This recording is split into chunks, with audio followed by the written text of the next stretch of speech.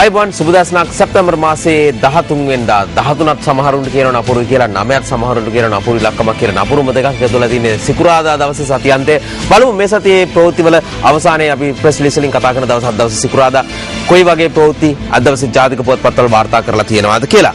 ජාතික පුවත්පත් රැසකම ප්‍රධාන ප්‍රවෘත්ති වකට පත් වෙලා තිබෙන්නේ ප්‍රවෘත්ති දෙකක් ප්‍රධාන වශයෙන් ඕස්ට්‍රේලියාවට මිනිසුන් පැටවූ ජාවාරමේ මහ මොලකරුවෙක් අත්අඩංගුවටගත් ප්‍රවෘත්තිය සහ ඒ වගේම පන්සලකට ගිනි තැබීමේ ප්‍රවෘත්තියක් පිළිබඳ ප්‍රවෘත්ති කීපයක් තියෙනවා. ඒ වගේම තවත් ප්‍රවෘත්ති කීපයකුත් වරින් වර ආවරණය කරලා තියෙනවා. අපි අද දවසේ ජාතික පුවත්පත් වලින් පටන් ගමු. අද පත්තරේ තියෙන ප්‍රවෘත්ති වලින් අද පත්තරේ ප්‍රධාන ප්‍රවෘත්තිය වන්නේ කැසිනෝ ප්‍රවෘත්තියක්. දැවැන්ත කැසිනෝ හෝටල් දෙකකට කැබිනට් අනුමැතිය. කැසිනෝ හෝටල් කියලා තියෙන්නේ. දැවැන්ත කැසිනෝ හෝටල් දෙකකට කැබිනට් අනුමැතිය. ආයෝජනයේ ඩොලර් මිලියන 1000ක් වසර 10ක බදු සහනයක් කියලා තියෙනවා. ඇමරිකන් ඩොලර් මිලියන 1000ක් කියන්නේ රුපියල් මිලියන 1,34,000ක පමණ ආයෝජනයෙන් කැසිනෝ සූදු හා ඔට්ටු ඇල්ලීමේ පහසුකම් සහිත මහා පරිමාණ හෝටල් ව්‍යාපෘති දෙකක් ඉදිකිරීමට අවශ්‍ය කැබිනට් අනුමැතිය ලබා දීමට කැබිනට් මණ්ඩලය තීරණය කළ තියෙනවා කියලා තමයි තියෙන්නේ. සමාගම් දෙකකට නම් දාලා තියෙනවා. ඩොලර් මිලියන 650ක ආයෝජනයක් සහ ඩොලර් මිලියන 350ක ආයෝජනයක් සඳහා තමයි මෙසේ අවසර ලබා දීලා තියෙන්නේ. ඒ වගේම මෙම ආයෝජන දෙකම සුපභෝගී හෝටල් සම්මේලන මධ්‍යස්ථාන විනෝදාස්වාදය මෙන්ම සූදු හා ඔට්ටු ඇල්ලීමේ පහසුකම් අලංකාර යෝජිත ශාලා සාපු සංකීර්ණ ආදී සියල්ලම තියෙන දේවල් සංකීර්ණයක් විනෝදාත්මක සංකීර්ණයක් හැටියට හඳුන්වන්න පුළුවන්. කට්ටිය ඇවිල්ලා සූදුවකට එහෙම සහභාගී වෙලා කන්ෆරන්ස් එකකුත් තියලා යන්න පුළුවන්කම ලැබෙනවා අනාගතයේදී. දැවැන්ත කැසිනෝ හෝටල් දෙකකට කැබිනට් අනුමැතිය ආයෝජනයේ ඩොලර් මිලියන 1000ක් වසර 10ක බදු සහනයක් කියලා මේ සමගින් පළ කරලා තියෙනවා. ඒ වගේම මේ ප්‍රවෘත්තිය ඇසුරේ තවත් ප්‍රවෘත්තියක් තියෙනවා. කැසිනෝ වලට නියාමන ආයතනයක් නැහැ කියලා. සියලුම කැසිනෝ ශාලා නීති විරෝධී කියලා තියෙන එක්සත් ජාතික පක්ෂය ඇසේ කියන්නේ. මේ නිසා රට තුළ ස්ථාපනය කර ඇති සියලුම කැසිනෝ හල් හා ඉදිරියේ විවෘත කිරීමට නියමිත කැසිනෝ හල් සියල්ලම නීති විරෝධී බව දෙම පක්ෂය සඳහන් කරයි. මීට අමතරව 2012 ජනවාරි මාසයේ 1 වෙනිදාන් පසු කිසිදු කැසිනෝ හලකට බලපත්‍ර ලබා නොදෙන බවට ජනාධිපතිවරයා පවසා ඇති කතාවට අනුව මේ රටේ සියලුම කැසිනෝ හල් නීති විරෝධී වගේ තමයි මේ ප්‍රවෘත්තිය තවදුරටත් වාර්තා වෙන්නේ. එක කතාවක් සහ ඒ ඇසුරේන තවත් කතාවක් කියන දෙකම අද දවසේ අද පත්තරේ එක ළඟ පළ කරලා තියෙනවා. රිවිරේ ප්‍රධාන ප්‍රවෘත්තියේ ඕස්ට්‍රේලියාවට මිනිසුන් පැටවූ මහා මෝරා කොටුවේයි. මහා මෝරා කියන්නේ මේ මුහුදේ අහිංසක මෝරෙක් නෙවෙයි. ජනතාවගේ යම් යම් ආකාරයේ අපේක්ෂාවන් බලාපොරොත්තු විකුණා කමින් කෝටි ගණන් මුදල් ඉපයූ කෙනෙක්. අපි බලමු ප්‍රවෘත්තිය. මිනිසුන් රට යැවීමට සැකකරුගේ බහුදින යාත්‍රාව යොදාගෙන ජාවාරමෙන් නිපියූ මුදලින් කෝටි ගණන් දේපල රැස් කරලා නීති විරෝධී ලෙස ඕස්ට්‍රේලියාවට මුහුදු මාර්ගයෙන් පුද්ගලයන් ගෙන යන මිනිස් ජාවාරමේ මහා මොලකරු බව කියන කෝටිපති ව්‍යාපාරිකයෙකු මාත්‍ර කොට්ටාස අපරාධ විමර්ශන අංශය මගින් ඊයේ අලුයම කිරිබත්ගොඩදී අත්අඩංගුවට ගෙන තියෙනවා කියලා තියෙනවා. මාත්‍ර පොලිසියෙන් කිරිබත්ගොඩදී අත්අඩංගුවට නම් තියෙන. ඒ කියන්නේ ලොකු මෙහෙයුමක් කරලා තියෙන හැඩයි මේ තත්ත්වය විසඳා ගන්න මේ ප්‍රශ්නේ විසඳා ගන්න ඕස්ට්‍රේලියාවට මිනිසුන් පැටවූ මහා මෝරා කොටුවේ කියලායි රිවිර ප්‍රධාන ප්‍රවෘත්තිය වාර්තා කරලා තියෙන්නේ. රිවිරෙන් අපි යන්නේ ලංකාදීපේ පන්සලක ප්‍රවෘත්තියක් තිබෙන්නේ. බුලත් සිංහල පන්සලකට ගිනි තබති කියලා මේ ප්‍රවෘත්තිය තිබෙන්නේ. බුලත් සිංහල ඈගල්ලේ පාරමිතා විශ්ව සමාජ ධර්මායතනයට කිසියම් පිරිසක් ඊයේ අලුයම පෙට්‍රල් දමා ගිනි තබා ඇතැයි බුලත් සිංහල පොලිසිය කියයි. මෙම ගින්නෙන් විහාරස්ථානයේ බුදු පිළිම සහ පූජා භාණ්ඩ ආදියද විහාරාධිපති වැවල සීලරත්න හිමියන් වැඩ සිටි කුටිය හා එහි තිබූ උන්වහන්සේ සැතපෙන ඇඳද විනාශයටපත් වී ඇත. විහාරස්ථානයේ පිහිටි බෝධීන් වහන්සේටද ගින්නෙන් හානි සිදු වී ඇත කියලා තියෙනවා. සිද්ධිය පිළිබඳව පරීක්ෂණ ආරම්භ කර පොලිසිය හොරණ පොලිසියේ ග්‍රේරෝ නිල සුනකයාදෙහි ගෙන ගොස් පරීක්ෂණ කටයුතු වලට හවුල් කරගත්තේ. එහි තිබූ රබර් සෙරප්පු දෙකක් ඉව කර ග්‍රේරෝ මීටර් 800ක පමණ දුරින් පිහිටි නිවසකට ගොස් නතර වූ බවත් එම නිවසේ සිටියේ වයස්ගත පුද්ගලයෙකු පමණක් බවත් පොලිසිය කියයි කියලා ආදි වශයෙන් ප්‍රවෘත්ති ගණනාවක් තියෙනවා. පසුගිය කාලේ මේ විහාරස්ථානය සම්බන්ධයෙන් තවත් ප්‍රවෘත්ති ගණනාවක් පැන නැගුණා අපිට මතකයි. එක ගමකට පන්සල් දෙකක් අවශ්‍ය නැහැ කියන ප්‍රවෘත්තිය සහ යම් යම් පාර්ශ්ව බෙදලා මේ පන්සල් දෙකේ පිහිටවීම නැත්නම් පන්සල් දෙකේ පැවැත්ම ආදී පිළිබඳව තරමක් කතාබහකට ටිකක් තියුණු කතාබහකට ලක් වුණා ඒ කාලේ. එයින් දෙකෙන් එකක් තමයි අද දවසේ මේ ඉරණමට මෙසේ මුහුණ දීලා තියෙන. ඡායාරූපයකුත් පළ කරලා තිබෙනවා. ගින්නෙන් දැවී ගිය ඒ විහාරස්ථානයේ කොටස ආවාසගේ විනාශ වී තිබුණු ආකාරය තමයි මේ ඡායාරූපෙන් දැක්වෙන්නේ. ඛේදනීය තත්වයක්. පන්සලකටත් ගිනි තියන්න තරම් කෙනෙකුට සිතක් පහළ වෙන්නේ කොයි ආකාරයෙන්ද කියලා හිතා ගන්න අමාරුයි. ලංකාදීපෙන් අපි යන්නේ ලක්බිමට කැසිනෝ සූදුව කොළඹට ඕස්ට්‍රේලියානු ව්‍යාපාරිකයාට කැබිනට් අනුමැතිය කියලා තියෙනවා. කැසිනෝ කොළඹට කියලා තියෙනවා. ඕස්ට්‍රේලියානු ව්‍යාපාරිකයාට කැබිනට් අනුමැතිය කියලායි ප්‍රවෘත්ති වාර්තා කරන්නේ. ඒ වගේම තවදුරටත් තියෙන ඕස්ට්‍රේලියාවේ ප්‍රකට සූදු ව්‍යාපාරික ජේම්ස් පැකර්ගේ ක්‍රවුන් සමාගමට මෙරට මිශ්‍ර ආයෝජන ව්‍යාපෘතියක් සඳහා රජයේ අනුමැතිය ලබා දී ඇත. ඕස්ට්‍රේලියාවේ ක්‍රවුන් සමාගමට අනුබද්ධව මෙරට ක්‍රියාත්මක වන සමාගමකට තමයි මේ ඩොලර් මිලියන 350කින් යුතු ආයෝජන සඳහා අවස්ථාව ලබා දීලා තියෙන්නේ. ලක්බිමේ ප්‍රධාන ප්‍රවෘත්තිය මේ කැසිනෝ කොළඹට කියන ප්‍රවෘත්තිය වගේම මව්බිමේ ප්‍රධාන ප්‍රවෘත්තිය වන්නේ බුලත් සිංහල පන්සලකට ගිනි තැබීම. ඡායාරූපයක් පළ කරලා තියෙනවා ස්වාමින් වහන්සේලා කීප නමක් ඒ සිටින ආකාරය සහ තාමත් ගින්නෙන් අළු වී ගිය දේවල් එළියට ගෙන තිබෙන ආකාරය ඡායාරූපේ දක්වලා තිබෙනවා. පන්සල ගිනිතියයි කියලා තමයි බුලත් සිංහල පන්සල ගිනිතියයි තමයි මව්බිම තමන්ගේ ප්‍රධාන සිරස්තලේ වාර්තා කරන්නේ. ඒ වගේම මේ සම්බන්ධයෙන් කතා බහ කීපයකුත් තියෙනවා. සභාපති වග කියන්න ඕනේ කියලා යටගම්පිටියේ ඥානාලෝක හාමුදුරුවෝ කියලා තියෙනවා. ඒ වගේම වගකීම මම බාරගන්නේ නැහැ කියලා බුලත් සිංහල සභාපති කියනවා කියලා ප්‍රවෘත්තියක් තියෙනවා. කුඩා සාමණේර හිමිවරුන් ඇතුළු භික්ෂුන් වහන්සේලා 7 නමක් වැඩවිසූ බුලත් සිංහල ඈගල්ලෝය පාරමිතා විශ්ව ධර්මායතනයේට ඊයේ අලුයම ගිනි තබා විනාශ කර තිබේ කියලායි තියෙන්නේ. සභාපති වග කියන්න ඕනේ කියලා හාමුදුරුවෝ වහන්සේ නමක් කියනවා.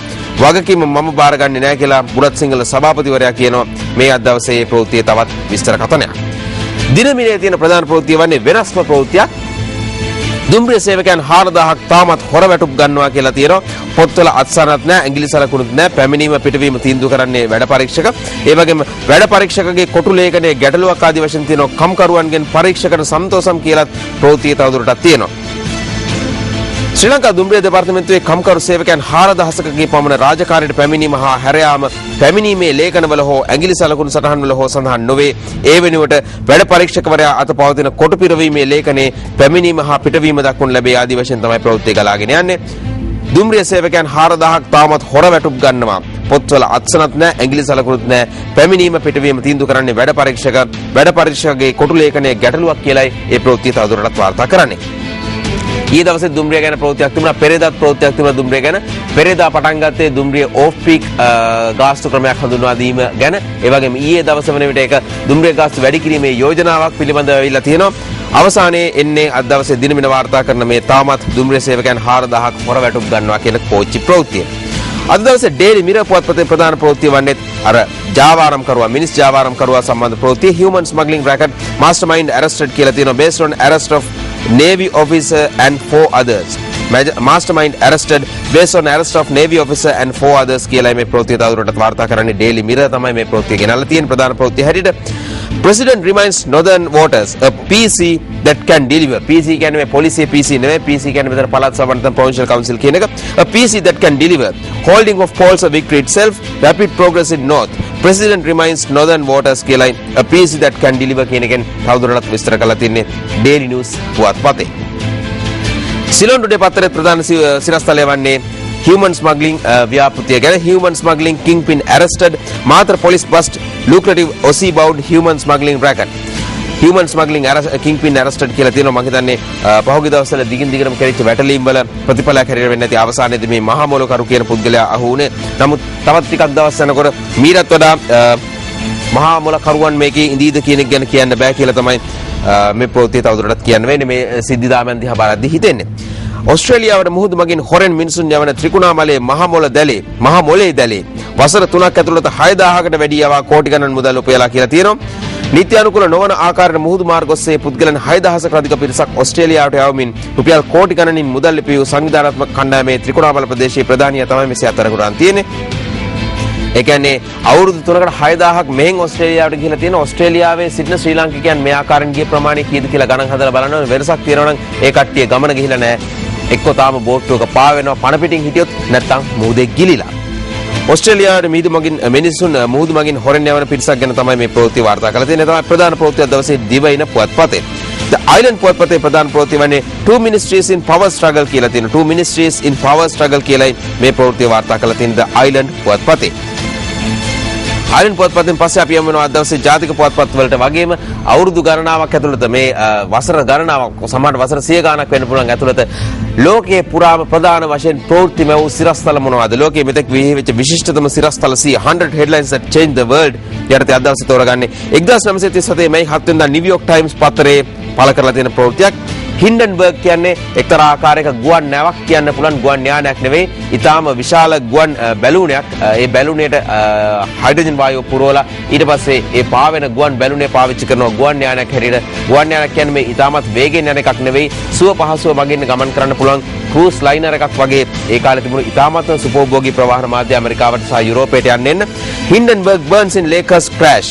Lakers crash එකේදී හින්ඩන්බර්ග් කියන මේ සුප්‍රකට ගුවන් නැව ගිනි අරන් විනාශ වුණා. 21 දෙනෙක් මිය ගියා 12 දෙනෙක් අතුරුදහන් වුණා 64 දෙනෙක් මරණයෙන් බේරිච්ච වගත් මේ ප්‍රවෘත්තිය තියෙනවා. The majestic Hindenburg airship, the biggest in the world, offered a speedy alternative to transatlantic crossing by liner. But when disaster struck, the horrifying pictures and new footage shocked the world. ආදි වශයෙන් ප්‍රවෘත්ති දිගින් දිගටම ගලාගෙන යනවා. මේ ගුවන් නැවේ කොයිතරම් විශාලද කියන එක ගැන විස්තරයක් කියන්න. අඩි 804ක් දිගයි. මේක සාමාන්‍යයෙන් ගත්තම Boeing 747 ගුවන් යානයක් වගේ තුන් ගුණයක් දිගයි දෙගුණයක් උසයි. හැබැයි Boeing 747 ගුවන් යානයකට මිනිස්සු 400ක් ගෙනියන්න පුළුවන් වුණාට මේකේ ප්‍රවාහන පහසුකම් සපයලා දීලා තිබෙන 72 දෙනෙකුට විතරයි. හැබැයි ඒත් මේ කූඩුවකට දාලා වගේ හිර කරලා යන්න නෙවෙයි, නැවක ගමන් කරනවා වගේ සුපෝභෝගී නැවක ගමන් කරනවා වගේ බොහොම සුව පහසුව ඇවිදිමින් ගමන් කිරීමේ හැකියාව ලැබෙන්න. අද දවසේ ජාතික පුවත්පත්වල පළවෙනි පිටුවේ තියෙන ප්‍රවෘත්ති මොනවද කියලා අපි ඔබට කියන්නම්. අද දවසේ අද පත්‍රයේ තියෙන ඇමති විමල් දුන් ලිපිය පුස්සක්, එසේ කියන්නේ ජූලි වර්ජකයන් ඇමති විමල් දුන් ලිපිය පුස්සක් කියලා. ජූලි වර්ජකයන් මහා භාණ්ඩාගාරය විසින් ලබා දෙන මාසික රුපියල් 5000ක මුදල තමා මැදිහත් වී ලබා දෙන බව පවසමින් ඉදිකිරීම් ඉංජිනේරු සේවා නිවාස හා පොදු පහසුකම් අමාත්‍ය විමල් වීරවංශ මහතා විසින් ලබා දුන් ලිපිය පුස්සක් වී තිබෙන බවත් අමාත්‍යවරයා ජූලි වර්ජකයන්ට ප්‍රෝඩාවක් කළ බවත් ජූලි වර්ජකයන්ගේ ඒකාබද්ධ සංවිධානය සඳහන් කරයි කියලා තියෙනවා. ඇමති විමල් දුන් ලිපිය පුස්සක් කියලායි මේ තියෙන්නේ. මැතිවරණ නීති කැඩීම් වැඩි නිසා පැෆරල් මානව හිමිකම් කොමිසමට යයි කියලා ප්‍රවෘත්තියක් තියෙනවා. මැතිවරණ නීති කැඩීම් වැඩි නිසා බැරිම තැන මානව හිමිකම් කොමිසමට ගිහිලා තියෙනවා පැෆරල් සංවිධානය. සහ ශ්‍රී ලංකාවේ ආයෝජනයේ මිත්‍රශීලී පරිසරයක් පවතිනවා. එසේ කියන්නේ ශැන්ග්‍රීලා හොටෙල්ස් ඇන්ඩ් රිසෝට් උපසභාපති මදු රාව මහත්තයා ලෝකයේ අනෙක් රටවල් එක්ක බලනකොට ලංකාවේ ඊට සාපේක්ෂව හොඳ තත්ත්වයක් තියෙනවා කියලා තමයි ඔහු කියලා තියෙන්නේ. රටේ අගනගර තුළ ඉතා ආකර්ශනීය ස්ථානයක් ලබා දීම ආයෝජනයේ මිත්‍රශීලී පරිසරයක් ශ්‍රී ලංකාවේ පැවතීම හොඳම සාක්ෂියක් බව තමයි උපසභාපතිවරයා කියලා තියෙන්නේ. ඒ වගේම වන අලින් දුම්රියේ වැදීම වැළැක්වීමට නයිට් විෂන් කැමරා අත්හදා බැලීම් සාර්ථකයි. දුම්රිය 15කට කැමරා වන අලින් දුම්රිය වල වැදී සිදුවන අනතුරු පාලනය කිරීමට දුම්රිය වල කැමරා සවි කිරීම සඳහා වන දුම්රිය දෙපාර්තමේන්තුවේ වැඩපිළිවෙල යටතේ ඊට අවශ්‍ය කැමරා ප්‍රමාණය තවත් මාස 5ක් ඇතුළත මිලදී ගන්නා බව තමයි සඳහන් කරලා තියෙන්නේ. දැන් නයිට් විෂන් කැමරා පාවිච්චි කරලා අලි ඩිටෙක්ට් කරන්න පුළුවන් රාත්‍රී කාලෙට නම්. හැබැයි දවල් කාලෙට ඊටත් වැඩිය හොඳට අලි පේනවා. හැබැයි දවල් කාලට දුම්රිය ගැටෙන අලින් නවත්වා ගන්නට උඩ දුම්රිය දෙපාර්තමේන්තුව සතු තියෙන පීවර මොකක්ද කියලා පරිසරවේදීන් ප්‍රශ්න කරන්න සිද්ධ වේවි. රැට නම් නයිට් විෂන් එකක් කියමුකෝ. දවල්ටත් පේන්නේ නැති අලියා රැට පෙනේද? ඒ තමයි ප්‍රශ්නේ. ඒ වගේම නිලධාරීන්ගේ බලපෑම් මත ජ්‍යෙෂ්ඨ ක්‍රීඩිකාවගේ විරෝධය නවතී කියලා තියෙනවා. ඒ පහුගිය දවස්වල නිමා වෙච්ච ක්‍රිකට් සම්මානුල්ලේදී කාන්තා ක්‍රිකට් අංශයේ අන්තර්ජාතික දක්ෂතම තුන්නිරියව ක්‍රීඩිකාවගේ සම්මානය ලැබිය යුත්තේ ඒෂානි ලොකුසූරිය බවට කාන්තා කණ්ඩායමේ ජ්‍යෙෂ්ඨ ක්‍රීඩිකාවක් තේරීම් කමිටුවේ විරෝධය පළ කර බව වාර්තා වේ. එම සම්මානය තමන්ට ලබා දුනොත් ප්‍රසිද්ධියේ මේ ලොකුසූරියට ලබා දීමට පියවර ගන්නා බවට අදාළ ක්‍රීඩිකාව ශ්‍රී ලංකා ක්‍රිකට් ආයතනයේ කාන්තා ක්‍රිකට් අංශයේ නිලධාරියෙකුට පසුගියදා කියලා තියෙනවා. ඒ වගේම මේ පිළිබඳව ක්‍රිකට් ආයතනයේ ප්‍රධාන නිලධාරීන් දැනුවත් කර ඔවුන් අදාළ ක්‍රීඩිකාවට එසේ නොකරන ලෙස අවවාද කිරීමෙන් පසු සත්වයේ සමතයකටපත් වූ බව දැනගන්න තියෙනවා කියලා තියෙනවා. මේ ආදී වශයෙන් තොරතුරු ගණනාවක් ගලාගෙන යනවා. මේ සම්මාන වල පිළිබඳව යම් ප්‍රවෘත්ති රසක් අද දවසේත් පුවත්පත්වල වාර්තා කරලා තියෙනවා. අපි යනවා බ්‍රේක් එකකට. මේ බ්‍රේක් එකෙන් පස්සේ බලාපොරොත්තු වෙනවා සිරස් ප්‍රෙස් රිලීස් වල තවත් තොරතුරු රසක් ඔබට කියන්න.